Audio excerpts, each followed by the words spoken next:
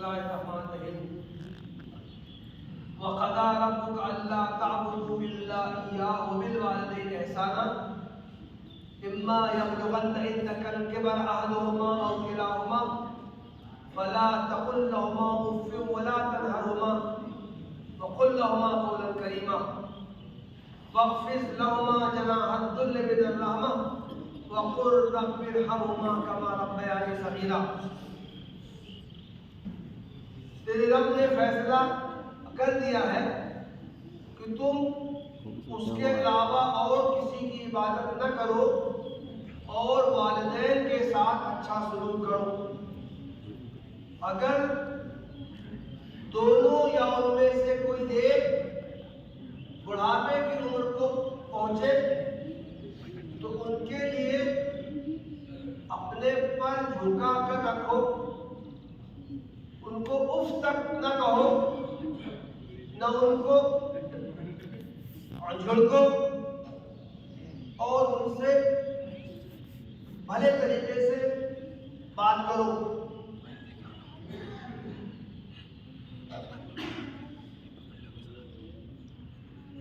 اور ان کے لیے دعا کرتے رہا کرو، اے میرے رب جس طرح انہوں نے بچپن میں میری اچھی طرح پرورش کی تھی، اسی طرح ان کے ساتھ رحم و کرم کا معاملہ فرما۔ محترم بھائیو دوستو، قرآن مجید میں والدین کے ساتھ اچھا سلوک کرنے کی بہت زیادہ تاکید آئی، بار بار اس کا حکم دیا گیا ہے۔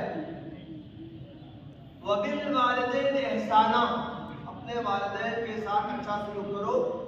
یہ آیت کا یہ ٹکڑا کئی مقامات پر آیا ہے۔ وَوَصَّيْنَا الْإِنسَانَ بِوَالِدَيْهِ وَوَصَّيْنَا الْإِنسَانَ بِوَالِدَيْهِ حُسْنًا وَوَصَّيْنَا الْإِنسَانَ بِوَالِدَيْهِ إِحْسَانًا۔ مختلف الفاظ اور تعبیرات آئی ہیں جن میں بار بار والدین کے ساتھ بہتر سلوک کرنے، ان کے ساتھ اچھی طرح پیش آنے اور ان کے ساتھ بھلا برتاؤ کرنے کی تاکید دی گئی۔ اور خاص طور سے یہ ہم نے جو سورہ الاسراء کی یہ جو آیات پیش کی ہے، اس میں تو بہت تفصیل سے حکم دیا گیا ہے کہ والدین کے ساتھ کیا سلوک کرنا چاہیے۔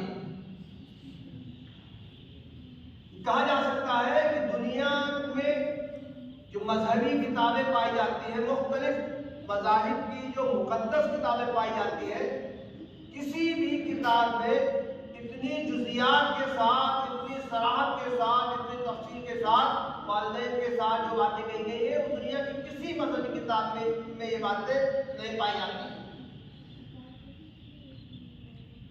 خاص طور سے والدین جب بڑھاپے کی عمر کو پہنچ جائیں تو ان کے ساتھ تو مزید رحم و کرم کا معاملہ کرنے اور اچھا سلوک کرنے کی تاکید کی گئی۔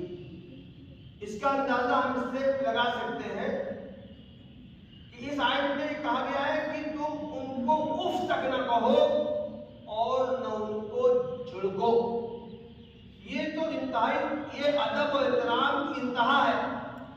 اگر کہا جائے کہ ان کو اف تک نہ کہو تو گویا کہ ان کو ڈانٹنے، ڈپٹنے، خیال نہ کرنے، ان کی ضرورتیں پوری نہ کرنے، جھڑکنے، لان تان کرنے، برا بھلا کہنے، ان سب کی اجازت کے اوپر ہو سکتی۔ احادیث میں تو اور زیادہ تفصیل آئی ہے، مختلف حوالوں سے، مختلف انداز سے اللہ کے رسول صلی اللہ علیہ وسلم نے والدین کے ساتھ اچھا سلوک کرنے کی تاکید کی ہے۔ ایک حدیث میں ہے کہ اللہ کے رسول صلی اللہ علیہ وسلم نے ارشاد فرمایا، ہما جنتک و نارک، تمہارے والدین تمہاری جنت بھی ہیں، تمہاری جہنم بھی ہے۔ یعنی اگر تم ان کے ساتھ اچھا سلوک کرو گے تو جنت پاؤ گے، اگر ان کے ساتھ اچھا سلوک نہیں کرو گے تو جہنم میں تمہارا ٹھکانہ ہوگا۔ ایک حدیث میں تو اللہ کے رسول صلی اللہ علیہ وسلم نے کیا فرمایا، من ادرک ابویہ عند الکبر فلم يدخل الجنہ، وہ شخص تو محروم ہے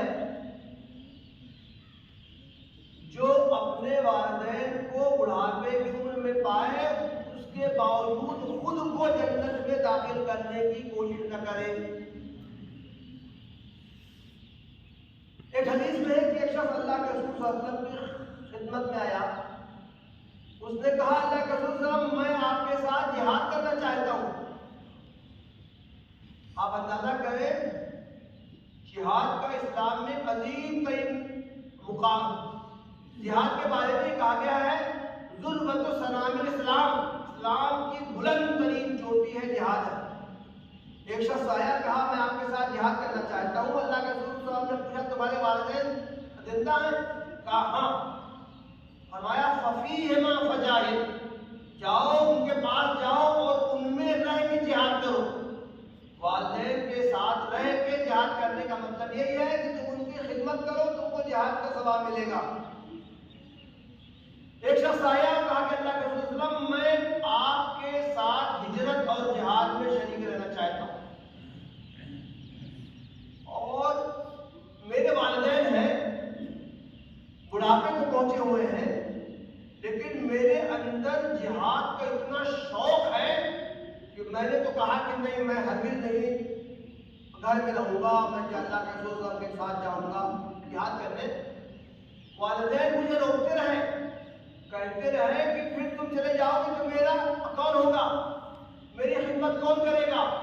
لیکن میں بضد رہا اور میں تو نکل کے آ گیا۔ میں جب آ رہا تھا تو میرے والدین رو رہے تھے، وہ رونے لگے کہ تم ہمیں چھوڑ کے جا رہے ہو۔ اللہ کے رسول صلی اللہ علیہ وسلم نے ناراضی کا اظہار فرمایا، آپ نے فرمایا ارجع الیہما واضحکہما کما ابقیتہما، اپنے ماں باپ کے پاس واپس جاؤ اور جیسے تم ان کو روتا ہوا چھوڑ کے آیا ہو اسی طرح جا کے ان کو ہنسانے کی کوشش کرو۔ ایک شخص اللہ کے رسول صلی اللہ علیہ وسلم کی خدمت میں حاضر ہوا، اس نے کہا اپنے بیٹے کی شکایت کی، کہا کہ میں نے اپنے بیٹے کے مال میں سے کچھ لے لیا، اپنی ضرورت کے لیے لے لیا۔ بیٹا یہ کہتا ہے کہ آپ تو میرا مال اڑائے لے رہے ہیں۔ اللہ کے رسول صلی اللہ علیہ وسلم نے اس کے بیٹے کو بھی بلایا۔ جب بیٹے باپ دونوں اللہ کے رسول صلی اللہ علیہ وسلم کے سامنے آئے، اللہ کے رسول صلی اللہ علیہ وسلم نے فرمایا باپ سے کہ تم اب بتاؤ تم کو بیٹے سے کیا شکایت ہے۔ باپ نے بہت تفصیل سے بتایا کہ جب چھوٹا تھا تو میں نے اس کی پرورش کی، اس کی ہر طرح کی ضرورت پوری کی، جو کچھ بھی اس کو مال کی ضرورت تھی میں نے اس کو لا کے دیا، اور اب جب میں بڑا ہو گیا ہوں، یہ بڑا ہو گیا ہے، مجھے کچھ ضرورت ہوتی ہے تو میں اگر اس کے مال سے میں نے لے لیا تو یہ کہتا ہے کہ میرے 3 بچوں کا کیا ہوگا، آپ ہی پورا مال اڑائے دے رہے ہیں۔ اس شخص نے بہت تفصیل سے بیان کیا۔ راوی کہتے ہیں کہ اس کے بیان کو سن کے اللہ کے رسول صلی اللہ علیہ وسلم بھی زاروں قطار رونے لگے۔ جب وہ اپنی باتیں کہہ چکا تو اللہ کے رسول صلی اللہ علیہ وسلم نے بیٹے کا گریبان پکڑا، اس کو اس کے باپ کے ہاتھ میں دیا اور فرمایا انت ومالک لابیک، تو بھی تیرے باپ کا ہے اور تیرا سارا مال بھی تیرے باپ کا ہے۔ محترم بھائیوں، ان احادیث سے ہم سمجھ سکتے ہیں، اور یہ جو قرآن کی آیات میں نے آپ کے سامنے پیش کی ہے، اور خاص طور سے یہ سورہ الاسراء کی جو آیات ہے، یہ واضح کرنے کے لیے کافی ہے کہ اسلام میں ماں باپ کا درجہ بہت زیادہ بیان کیا گیا ہے، اور خاص طور سے قرآن مجید میں بھی اور احادیث میں بھی ماں کے بارے میں تفصیل سے حسن سلوک کی تاکید کی گئی۔ ماں جو بچے کو پیدا کرنے میں، پالنے پوسنے میں، دودھ پلانے میں، پرورش کرنے میں جو تکلیفیں اٹھاتی ہے، اس کا تذکرہ قرآن مجید میں بھی کیا گیا ہے۔ ایک حدیث میں ہے کہ اللہ کے رسول صلی اللہ علیہ وسلم کے پاس ایک شخص آیا، پوچھا کہ میرے حسن سلوک کا سب سے زیادہ مستحق کون ہے؟ آپ نے فرمایا تمہاری ماں۔ اس نے کہا اس کے بعد؟ آپ نے فرمایا تمہاری ماں۔ اس نے کہا اس کے بعد؟ آپ نے فرمایا تمہاری ماں۔ جب چوتھی مرتبہ اس نے پوچھا کہ اس کے بعد کون ہے، تب آپ صلی اللہ علیہ وسلم نے فرمایا تمہارا باپ۔ محترم بھائیوں دوستوں، والدین کے ساتھ حسن سلوک میں بہت زیادہ کوتاہی پائی جا رہی ہے۔ دین بیزار جو سماج ہے اس کا تو یہ نشان ہی امتیاز ہی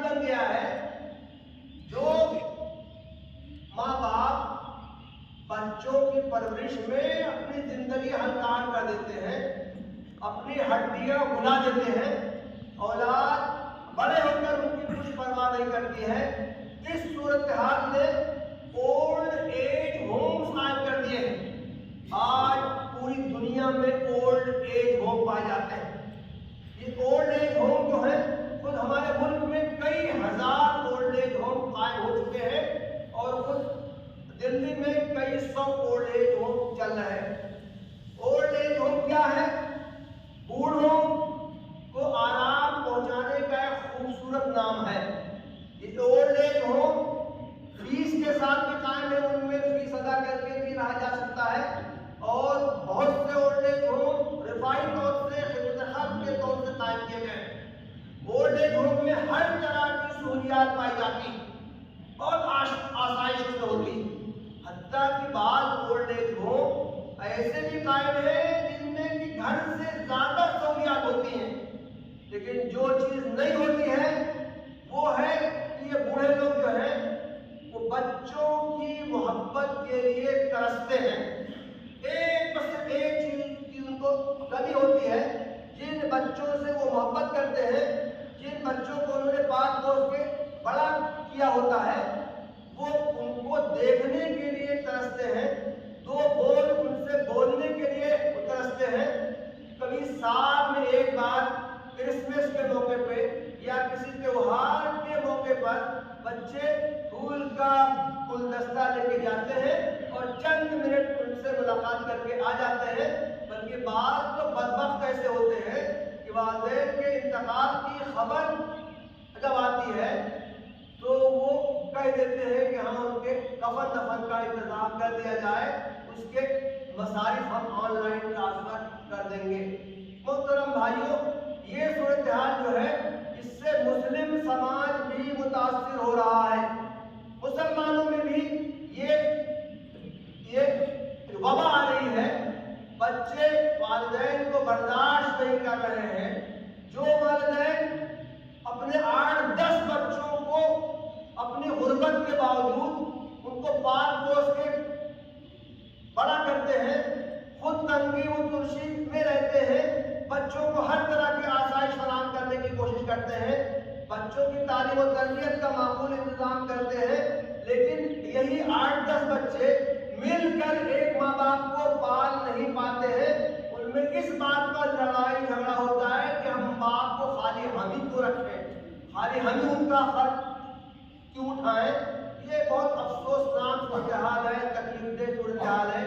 قرآن مجید کی یہ تعلیمات اور احادیث، اللہ کے رسول صلی اللہ علیہ وسلم کے ارشادات ہم کو اس بات پر آمادہ کرتے ہیں کہ ہم کو اپنے والدین کی فکر کرنی چاہیے اور خاص طور سے ان کے ساتھ اچھا سلوک کرنا چاہیے۔ وآخر دعوانا الحمدللہ رب العالمین۔